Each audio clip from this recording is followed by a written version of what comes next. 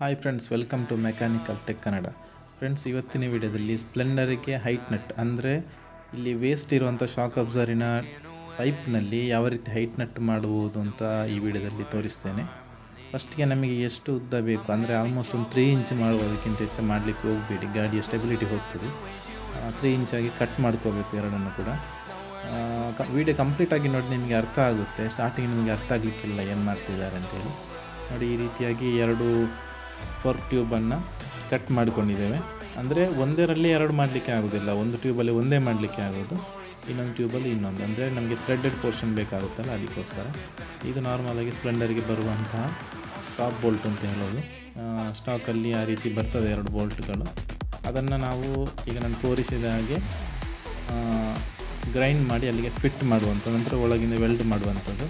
First ನಾವು ಕರೆಕ್ಟಾಗಿ 2 ಪೀಸನ್ನು ಅಂದರೆ 3 ಇಂಚ್ ಬರೋ ಹಾಗೆ ಇಲ್ಲಿ ಕಟ್ ಮಾಡ್ತಾಯಿದ್ದೇವೆ. ಲೇತಿನ ಮೆಷಿನಲ್ಲಿ ಕಟ್ ಮಾಡ್ತಾಯಿದ್ದೇವೆ. ನಾರ್ಮಲಾಗಿ ಮೆಷಿನಲ್ಲಿ ಕಟ್ ಮಾಡಿದರೆ ಅಷ್ಟೊಂದು ಕ್ಲಿಯರ್ ಬರಲ್ಲ ಅದು ಕಟ್ಟಿಂಗ್ ಎಲ್ಲ. ಅದಕ್ಕೋಸ್ಕರ ಲೇತ್ ಮೆಷಿನ್ಗೆ ಫಿಕ್ಸ್ ಮಾಡಿ ಕರೆಕ್ಟಾಗಿ ಅದನ್ನು ಒಂದೇ ರೀತಿ ಅಂದರೆ ಲೆವೆಲ್ ಅದು ಕರೆಕ್ಟಾಗಿ ನಮಗೆ ಹೈಟ್ ನಟ್ಟು ಸೆಟ್ ಆಗಬೇಕಲ್ಲ, ಕೂರಬೇಕಲ್ಲ.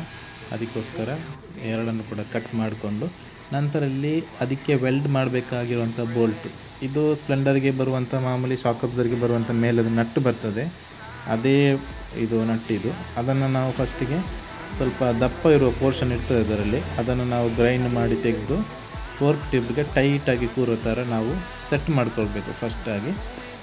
ವಿಡಿಯೋ ನೋಡ್ತಾ ಹೋಗಿ, ನಿಮಗೆ ಅರ್ಥ ಆಗುತ್ತೆ ಎಷ್ಟು ತೆಗಿಬೇಕು ಏನು ಅಂತೆಲ್ಲ. ಕೊನೆಯಲ್ಲಿ ಕ್ಲಿಪ್ ಹಾಕಿದ್ದೇನೆ ಅದರದ್ದು. 2 ಬೋಲ್ಟ್ಗಳನ್ನು ಕೂಡ ಕರೆಕ್ಟಾಗಿ ನಾವು ಗ್ರೈಂಡ್ ಮಾಡಿ ನಾವು ಕಟ್ ಮಾಡಿ ಇಟ್ಟಂತಹ ಶಾಕ್ ಅಬ್ಸರ್ ರಾಡಿನ ಪೀಸ್ ಇದೆ ಅಲ್ವಾ, ಸೊ ಅದಕ್ಕೆ ನಾವು ಸೆಟ್ ಮಾಡಲಿಕ್ಕೆ ಇದೆ. ಅದಕ್ಕಿಂತ ಮುಂಚೆ ನೋಡಿ, ಇಲ್ಲಿ ನೋಡಿ ವರ್ಕ್ ಫಿನಿಶ್ ಆಗಿದೆ. ನೋಡಿ, ಈ ರೀತಿ ಸೆಟ್ ಮಾಡುವಂಥದ್ದು. ಅಂದರೆ ಒಂದು ಸೈಡ್ ಥ್ರೆಡ್ ಇರುತ್ತೆ ಆ ರಾಡಲ್ಲಿ, ಫೋರ್ಕ್ ಟ್ಯೂಬ್ ಇದೆಯಲ್ಲ ಅದರಲ್ಲಿ ಒಂದು ಸೈಡ್ ಇನ್ಸೈಡ್ ಥ್ರೆಡ್ ಇರುತ್ತೆ, ಮತ್ತು ಇನ್ನೊಂದು ಸೈಡಿಗೆ ಈ ರೀತಿಯಾಗಿ ಸೆಟ್ ಮಾಡುವಂಥದ್ದು. ನಾವು ಕರೆಕ್ಟಾಗಿ ಜಾಮ್ ಅಲ್ಲಿ ಕೂರಬೇಕು, ಅದು ಲೂಸ್ ಆಗಬಾರ್ದು. ಲೂಸ್ ಆದರೆ ವೆಲ್ಡಿಂಗ್ ಮಾಡಿದರೆ ಸ್ವಲ್ಪ ಕ್ರಾಸ್ ಆದ್ರೂ ನಿಮ್ಮ ಶಾಕ್ ಅಬ್ಸರಿಗೆ ಅದು ಸೆಟ್ ಆಗೋದಿಲ್ಲ ಕರೆಕ್ಟಾಗಿ. ಇಲ್ಲಿ ನೋಡಿ, ಇದರಲ್ಲಿ ಇನ್ನರ್ ಥ್ರೆಡ್ ಇದೆ, ಇಲ್ಲಿಗೆ ಟಾಪ್ ಬೋಲ್ಟನ್ನು ಹಾಕುವಂಥದ್ದು. ಇನ್ನೊಂದು ಸೈಡ್ ಇದೆಯಲ್ಲ, ಇಲ್ಲಿಗೆ ನಾವು ಗ್ರೈಂಡ್ ಮಾಡಿ ಇಟ್ಟಿರುವಂತಹ ಬೋಲ್ಟನ್ನು ಸೆಟ್ ಮಾಡುವಂಥದ್ದು. ಸ್ವಲ್ಪ ಫೋಕಸ್ ಪ್ರಾಬ್ಲಮ್ ಇದೆ, ಅಡ್ಜಸ್ಟ್ ಮಾಡ್ಕೊಳ್ಳಿ.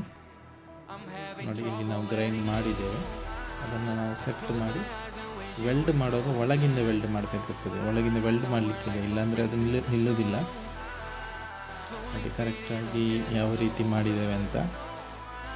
ನಾವು ಅದನ್ನು ಸೆಟ್ ಮಾಡೋಕ್ಕಿಂತ ಮುಂಚೆ ಇನ್ನೊಂದು ಫೋರ್ಕ್ ಟ್ಯೂಬಿಗೆ ಹಾಕಿ ಎಷ್ಟು ಮೇಲೆ ಪೋರ್ಷನ್ ಇದೆಯಾ ಅಷ್ಟನ್ನು ಮಾತ್ರ ತೆಗೆದು ಇಲ್ಲಿ ಗ್ರೈಂಡ್ ಮಾಡಿರುವಂಥದ್ದು ಲೇತಿಗೆ ಕೊಟ್ಟು ಲೇತ್ ಮೆಷಿನಲ್ಲೇ ಮಾಡಬೇಕು ಅದನ್ನು.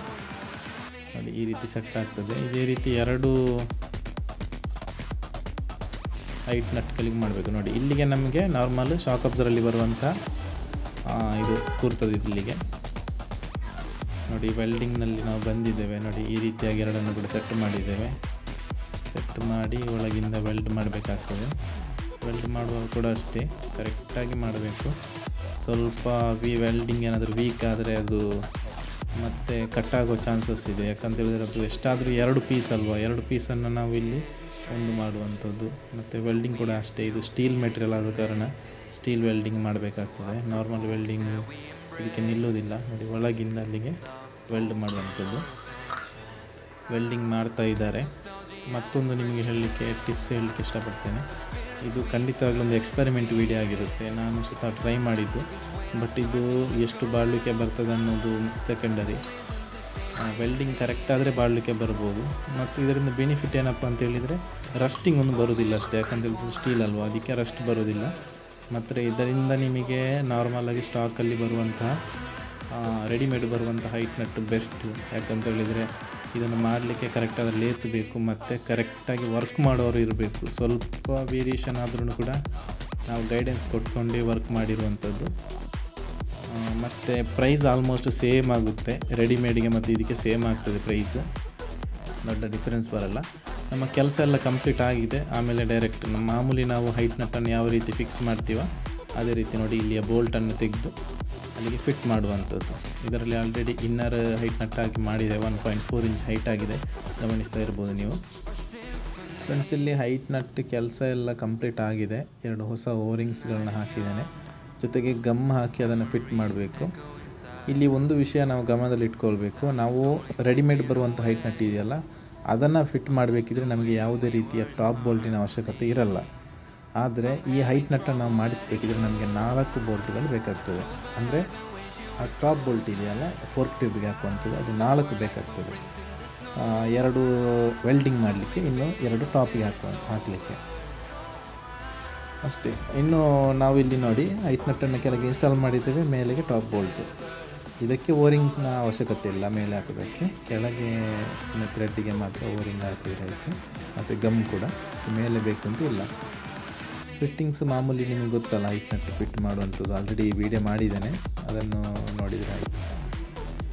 ಮತ್ತು ಟೈಟ್ ಮಾಡೋ ಪ್ರೊಸೀಜರ್ ಎಲ್ಲ ಹಾಗೇ, ಅದನ್ನು ಜಾಮ್ ಮಾಡಿಕೊಂಡು ಟೈಟ್ ಮಾಡುವಂಥದ್ದು ತುಂಬ ಸಿಂಪಲ್ ಆಗಿರುತ್ತೆ. ಎಲ್ಲ ತೋರ್ಸೋಕೆ ಹೋಗಲ್ಲ, ಬರೀ ಹೈಟ್ ನಟ್ಟನ್ನು ಫಿಕ್ಸ್ ಮಾಡಿ ಕೆಲಸ ಹೇಗೆ ಫಿನಿಶಿಂಗ್ ಆಗಿದೆ ಅಂತ ಇದರಲ್ಲಿ ನೀವು ಅಬ್ಸರ್ವ್ ಮಾಡ್ಬೋದು, ಎಷ್ಟು ನೀಟಾಗಿ ಕರೆಕ್ಟ್ ಆಗಿದೆ.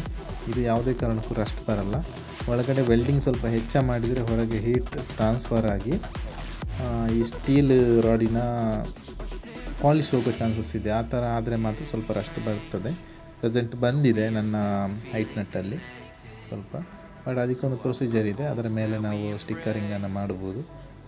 ಇಲ್ಲಿ ಗಮನಿಸ್ತಾ ಇರ್ಬೋದು ಎಷ್ಟು ನೀಟಾಗಿದೆ ನೋಡಿ, ಅದು ಕರೆಕ್ಟಾಗಿ ಒಂದು ಸ್ವಲ್ಪನೂ ಗ್ಯಾಪ್ ಇಲ್ಲ. ಈ ರೀತಿ ಕೆಲಸ ಆದರೆ ಮಾತ್ರ ಅದು ಕರೆಕ್ಟಾಗಿ ಸೆಟ್ ಆಗುತ್ತೆ, ಇಲ್ಲಾಂದರೆ ನಮಗೆ ಹೈಟ್ ನಟ್ಟು ಕರೆಕ್ಟಾಗಿ ಫಿಟ್ ಮಾಡೋಕ್ಕಾಗಲ್ಲ.